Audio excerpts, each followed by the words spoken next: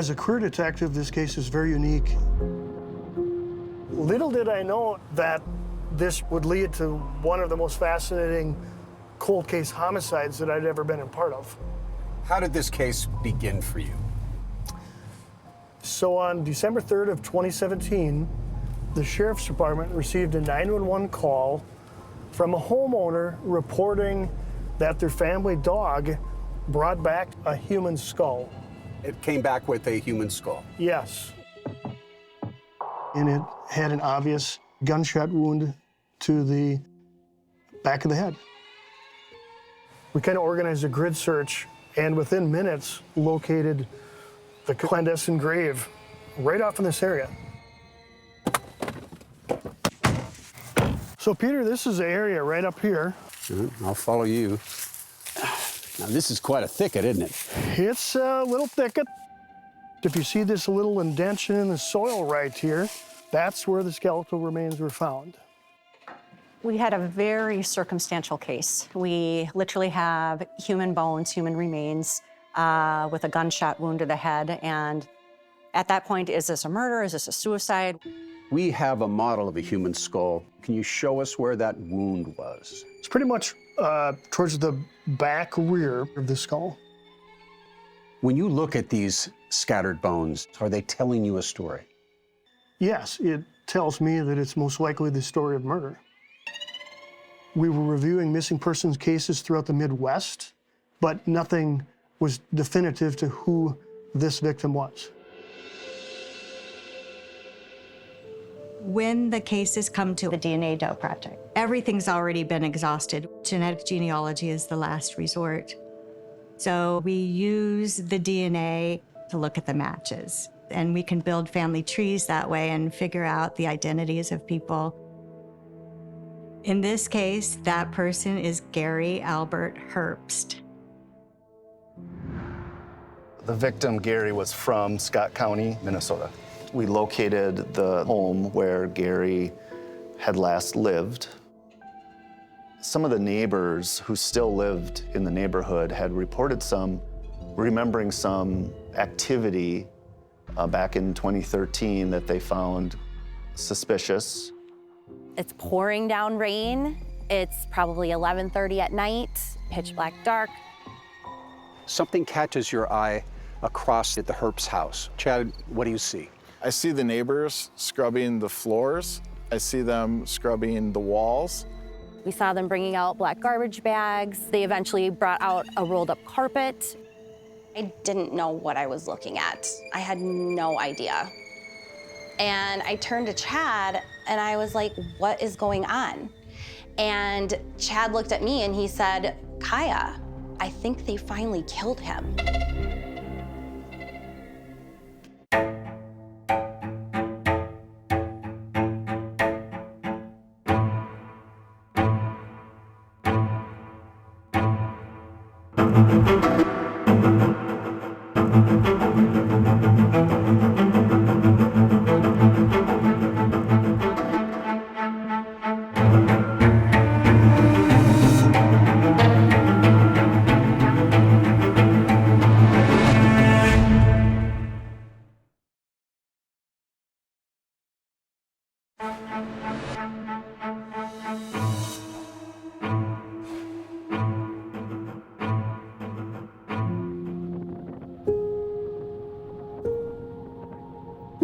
It was in June of 2020 when Linda Dane learned the disturbing circumstances of how her long-lost brother Gary's skull had been found by a dog in rural Barron County, Wisconsin.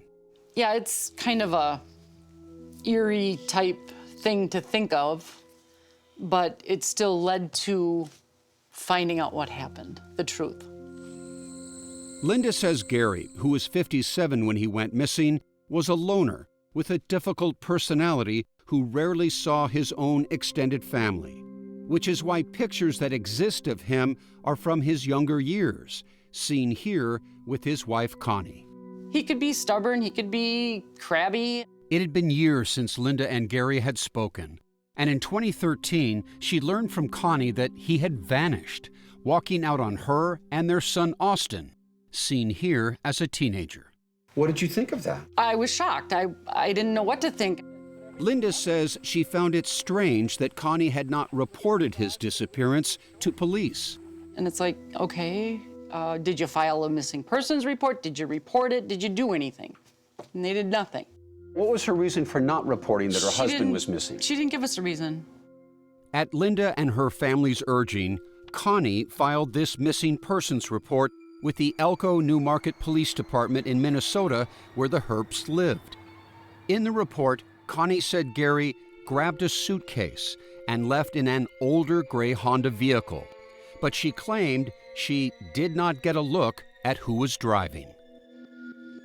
6 years would pass before an investigative genetic genealogist, Robin Espenson, would be able to construct a family tree that led to identifying the skull. We knew that we had found the identity of our doe as Gary Albert Herbst. Gary Herbst was originally born in north central Wisconsin. We located family members of his in south central Minnesota. That's when Detective Jeff Nelson from the Barron County Sheriff's Office tracked down Austin and Connie at the retirement community where they both worked.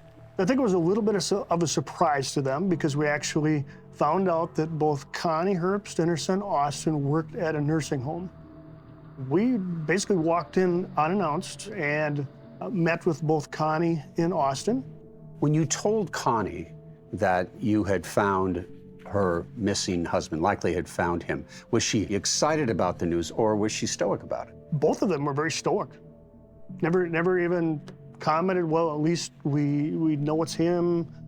It's like they just glassed over it.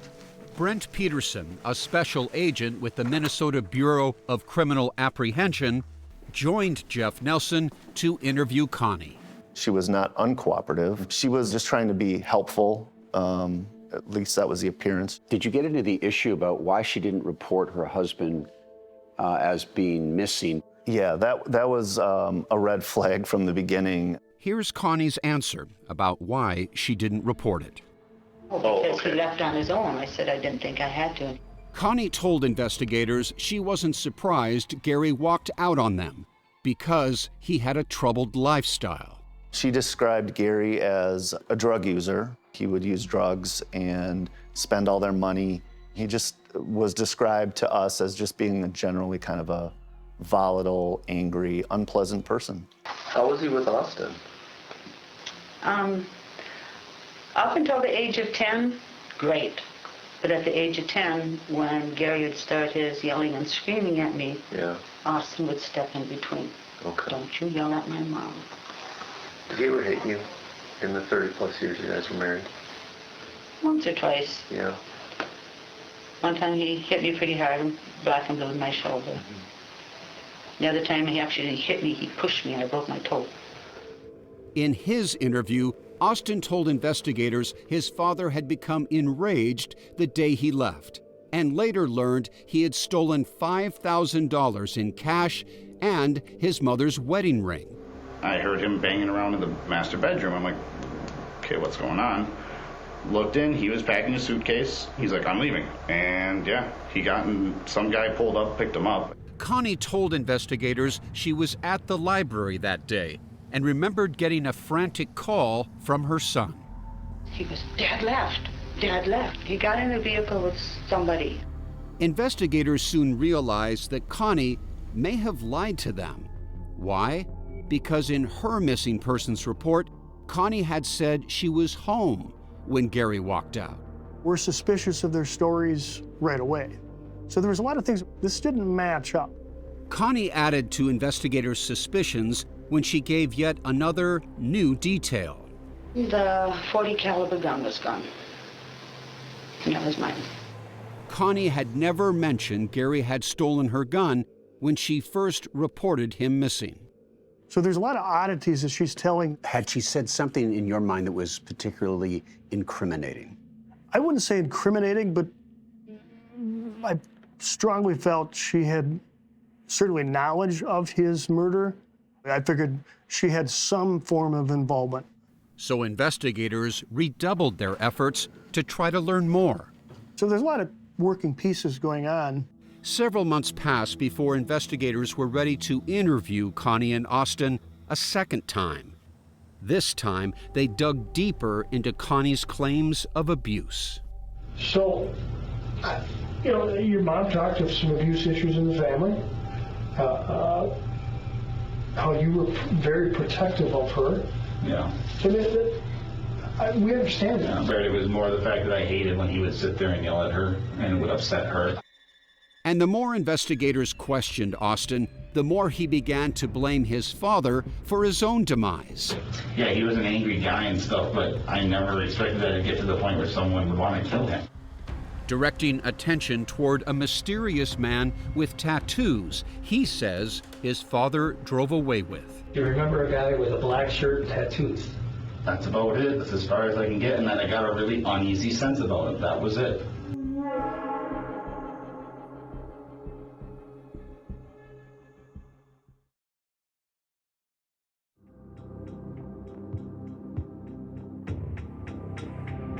Gary Herbst went missing in 2013. A dog found his skull in 2017. And by June of 2020, investigators suspected his own family, his wife Connie and son Austin Herbst, were somehow involved in Gary's disappearance and murder. There's some follow-up questions and information we need to gather to try to piece all this together. And during their second interview, they consented to a polygraph.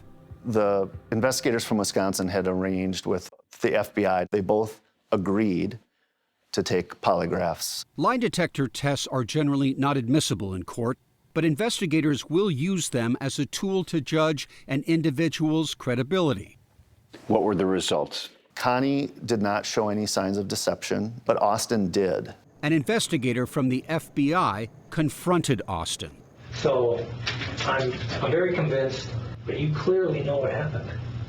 I don't. I'm telling you. Austin, you can't walk away here saying you don't know anything, because you clearly know something. No.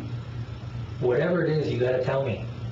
I suspected that the guy in the truck wasn't exactly friendly. The look I got from him, looked sketchy. Either you're involved with your mom in killing your father, or you're involved with someone else in killing your father. I'm not involved with it. I'm just going to tell you, saying my mom's involved with that is pretty out of this world. Detectives say Austin continued to draw the investigators' attention toward the man with tattoos he says picked up his father that day. Describe what you're talking about when you talk about the look of him. Tats came out with a black A-shirt that was all ripped up. Doesn't make sense. None of this makes sense. The first interview, he recalls his dad getting into a vehicle and leaving. Then that changed to he remembered some heavily tattooed man that looked, in his words, to be some sort of criminal that was the driver of a vehicle that his dad got into. So the story changed and morphed each time you talked with him. Investigators suspected Austin's story was pure fiction. I just find way too many inconsistencies in your stories. I mean, with your story, with your mom's story. And did you feel that the story was rehearsed? Certainly. That he was trying to recall a script? Script.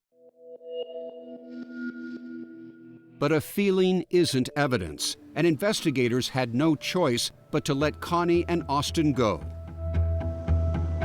Next, they headed to the family's old neighborhood and former home. Ironically, to a T, all the neighbors remembered Gary very well. Detective Nelson says that to a person, they described Gary as a mean, horrible human being. We repeatedly heard the term, the biggest that you'll ever meet. If he was mad at a neighbor, apparently he had a pipe organ, and he would set up big speakers in the windows, and he would blast pipe organ music into the neighbor's house. In the wintertime, when he would get mad at a neighbor, he would take a snowblower over and purposely blow and fill people's yards up in the middle of the night. With snow? With snow. He was just an evil person. Neighbors Kaya and Chad Cramel's house was right behind the Herbst house. They say Gary often yelled at their two daughters and was caught secretly recording them on video. I looked in their back window, you could see the red light from the camera on. And I walked out there and I could see the camera and Gary behind the camera. This is a video camera. Video camera, like camcorder. And he was just staring at me blatantly, like on purpose, wanting to, you know, almost show me up and be like, yeah, I'm recording. And I sat there and I was raising my head like, are you kidding me? Chad filed an incident report with police. It sounds like this has a psychological component to it, like he was messing with your mind. Absolutely. I feel like he wanted power and he wanted everyone to know that he had that power. He most definitely tried to exercise that power by messing with people, neighbors. Another neighbor, Jason Grimm, says he experienced that firsthand when Gary complained about the time he was snowblowing. He came out and started screaming and shouting at me, telling me I was going to flood his basement. Did you feel like he was a little dangerous? I never feared him, just surely because it was all bark, no bite. Did you feel he was a dangerous man? Absolutely. And did you the same way? Absolutely. And when investigators interviewed Dee Hamlin, the new owner of the house where Gary and his family lived, they learned something that would confirm their suspicions about Connie and Austin. Over in this area right here, before the closets were put in, somewhere over here, there was a big red stain.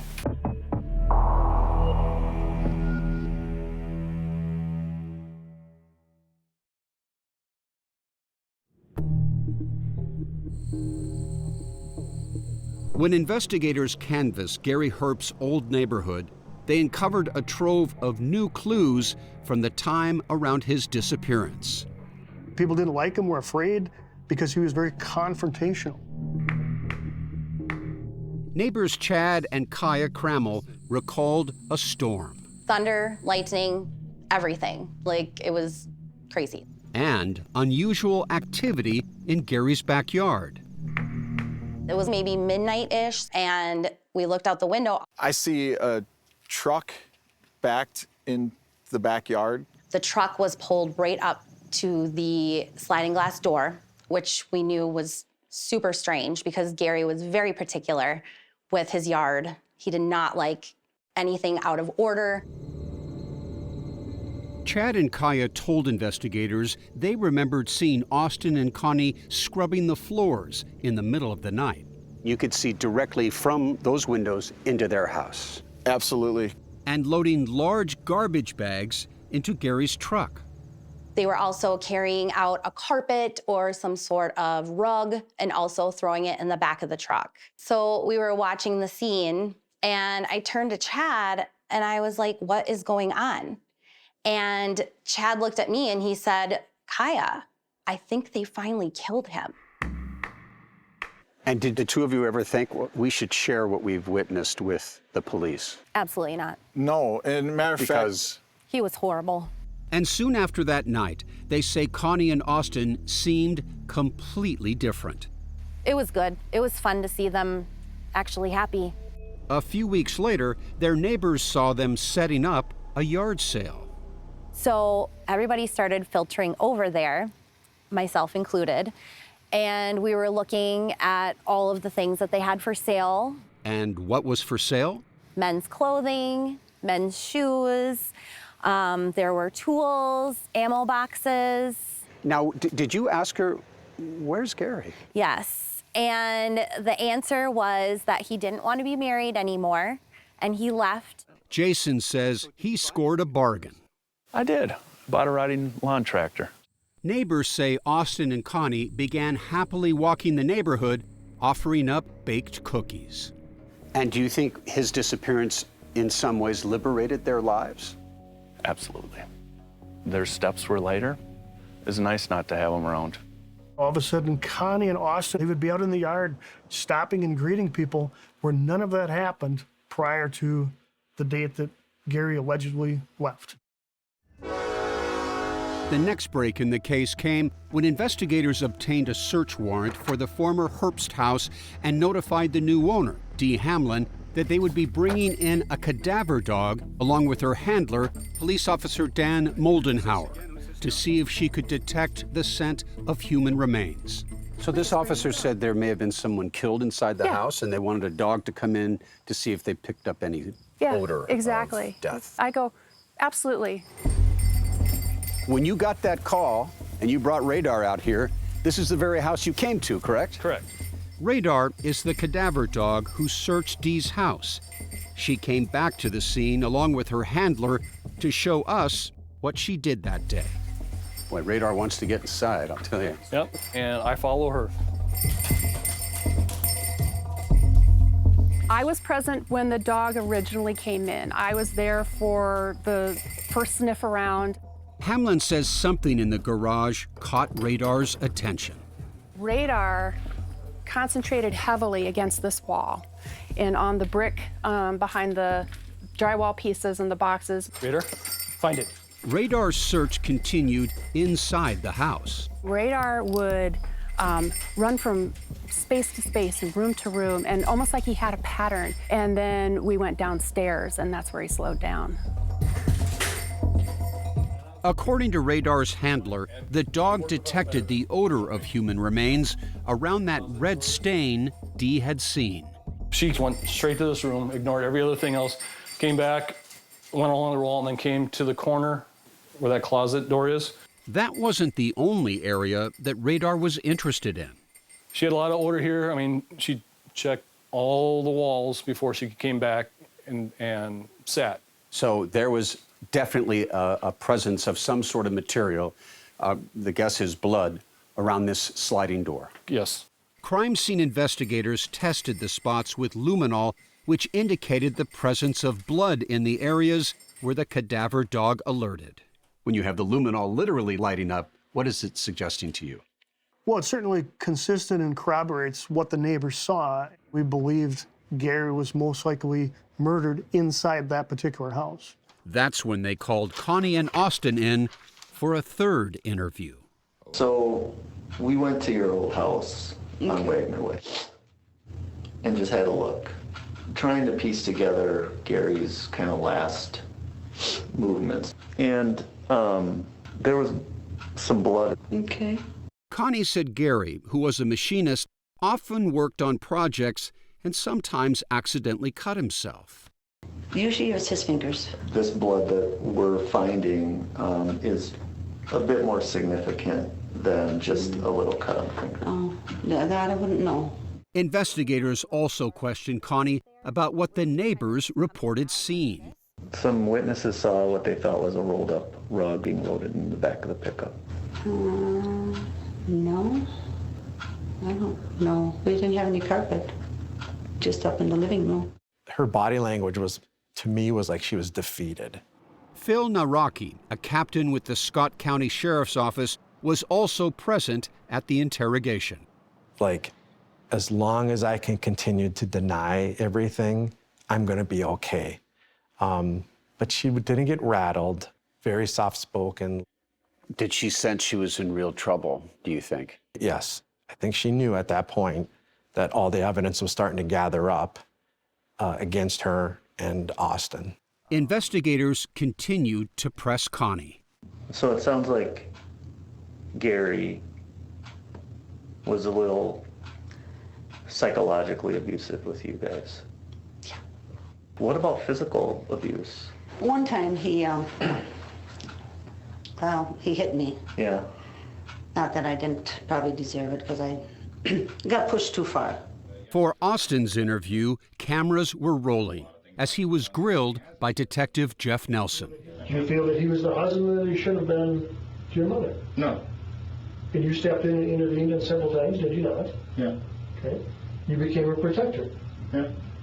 Okay. Which I would have to believe culminated in July of 2013 when you took action to protect your mom. Did you pull the trigger and put the round in the back of your father's head? But no matter how many times Austin was asked that question, he never answered it. Once again, Connie and Austin were allowed to leave the police station. And that was a strategic plan that we had come up with, knowing full well that if we needed to arrest them, we'd be able to find them later. Now, investigators believed they had enough evidence to bring the case to prosecutors.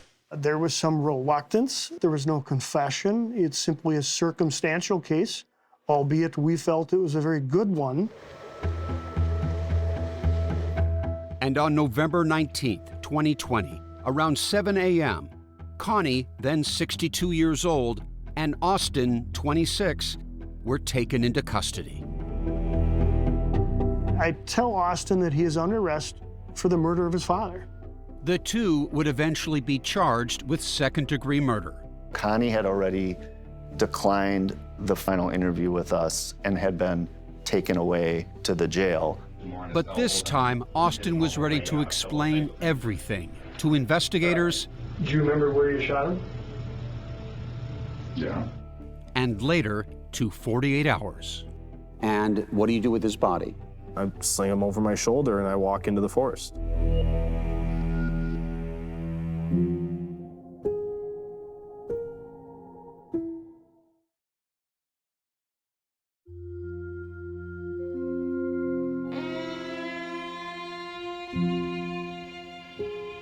Was it you or your mom that pulled the trigger? For more than 4 hours, Austin Herbst was grilled about his role in his father's murder. What's it going to be, Austin? Was it you or your mom? Did you get the gun, Austin? Yes or no? Is that fair to say that you think that you protected her and you feel that you protected her that day? Yes or no? Finally, Austin broke. He said something to the effect of, I might as well tell you what I did. I said, Austin, that's what we've been asking for. On that day when my mom came home, he pulled off the handle, so I grabbed the gun and did the problem. Austin would tell investigators all about what happened that day. And now, for the first time, he is sharing his story with 48 Hours.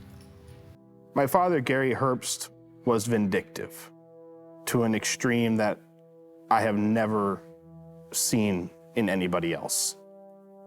He was cruel, he was petty, he was violent. Did you reach an age in which you came to fear your father, or you felt like you were walking on eggshells? Very early. I'd say by 6, 7 years old, that fear was present. Austin says the emotional road he traveled that led to killing his own father was filled with acts of violence and abuse beginning when he was a boy. Details he didn't share in earlier interviews with investigators. He proceeded to put a cigarette out on my arm, and I screamed and cried and ran. And I did something wrong, picked me up by my throat and threw me down a flight of stairs. Austin says his mother was treated even more brutally. Terribly, unbelievably so. Physical abuse on a weekly, sometimes daily basis. Always demeaning, always negative. Did you ever see a time in which he drew blood from your mother from striking her? Yes.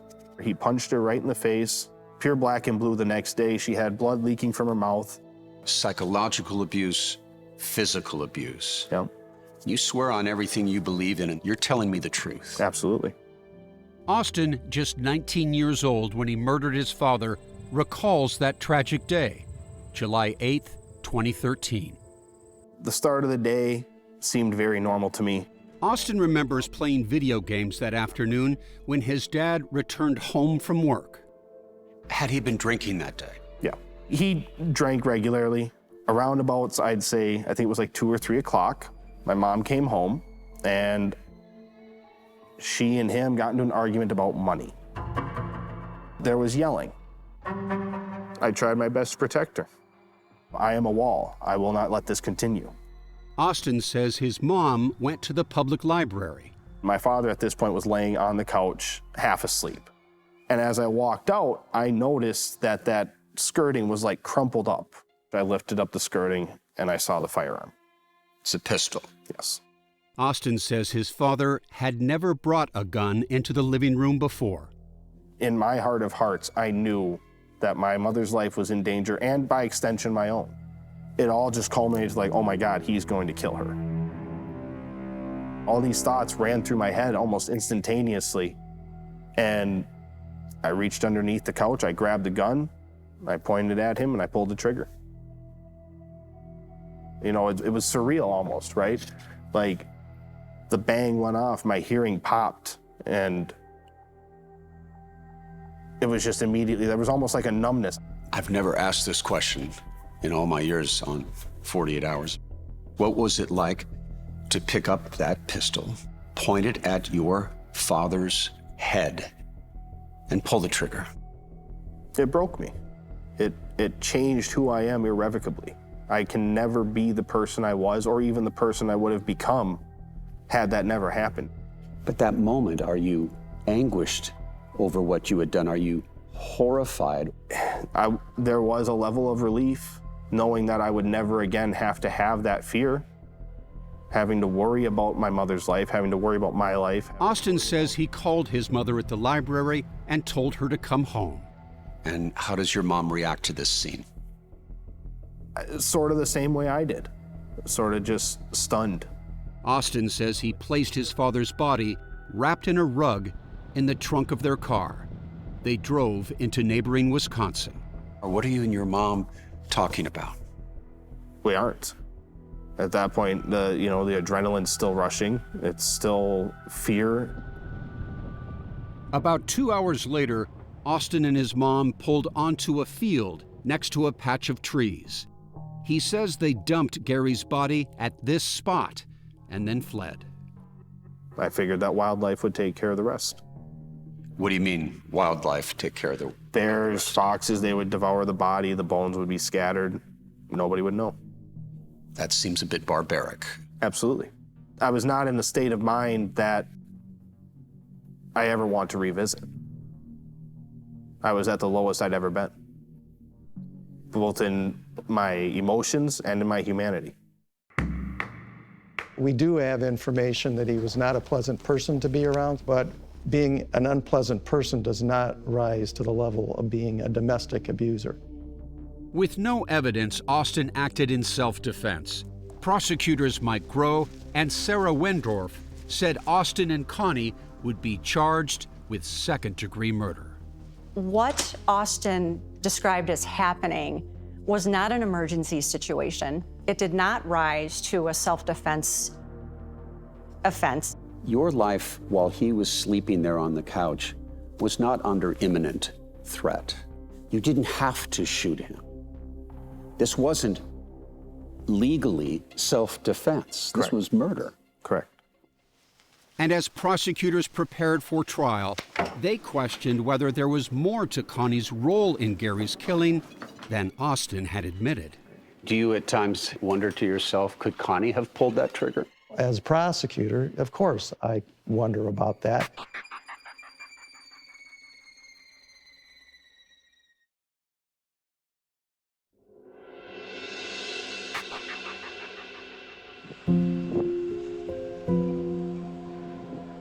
I shot my father because if I hadn't, I would have been dead. My mother would have been dead. What are the options that his son could have done other than kill Gary? He could have grabbed the gun and left the house and told the police what had been going on. Prosecutor Mike Groh. All of those things are possible and very doable, except shooting him in the head, which is the last thing that a civilized person would supposedly do.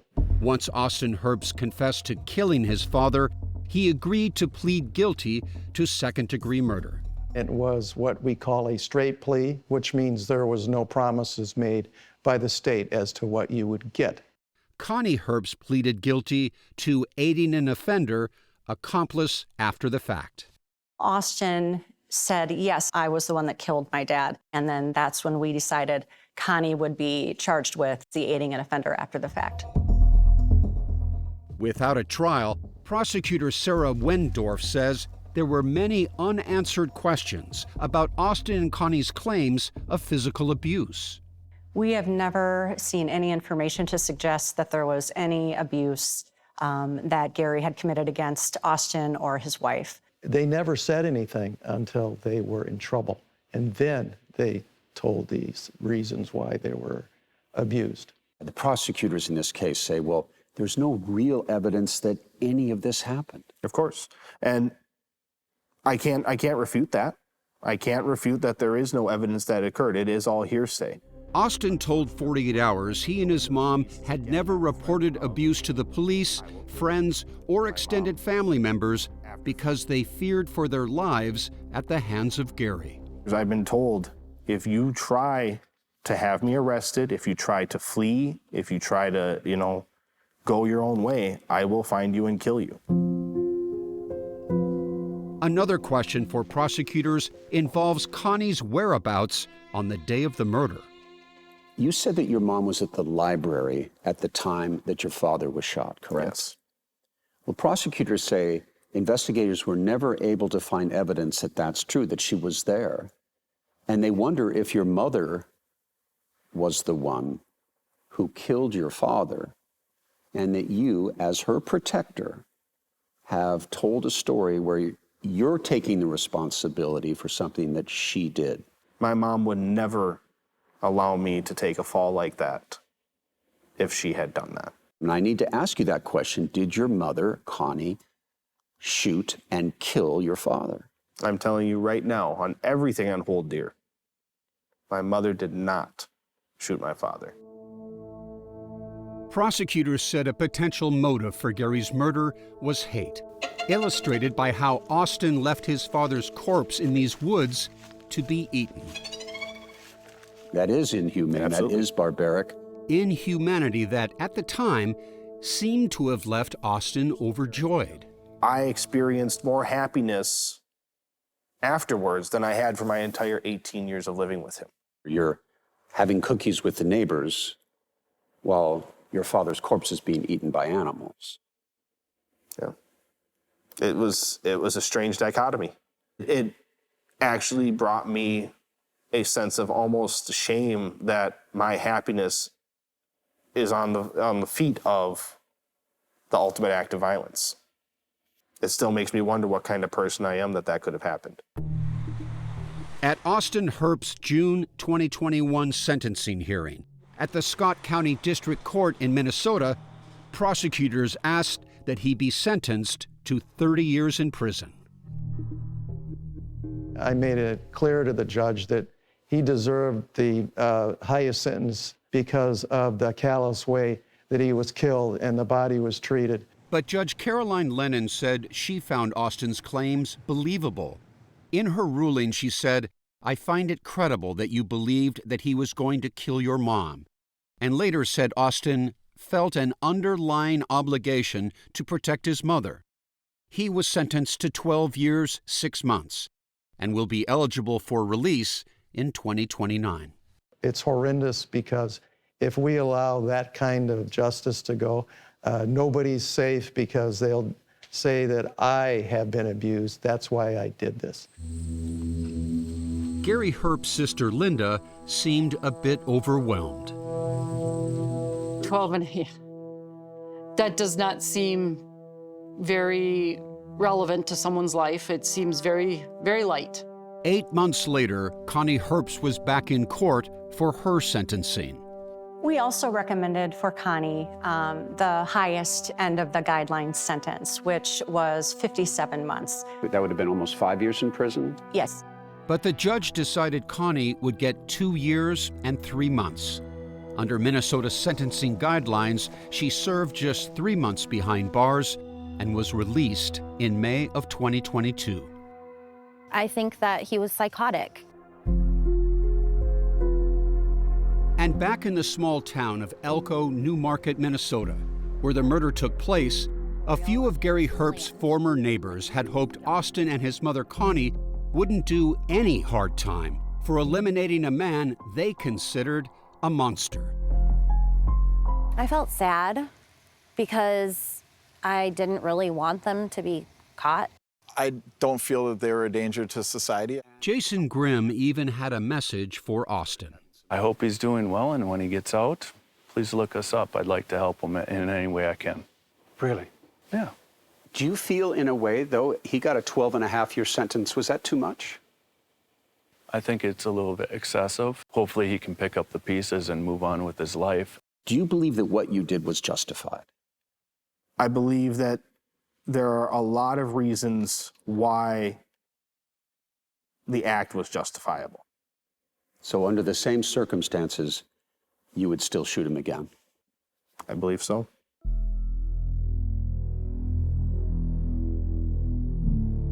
And when you get out, what do you want people to know about whether you will be a potential danger to society or a contributor to society?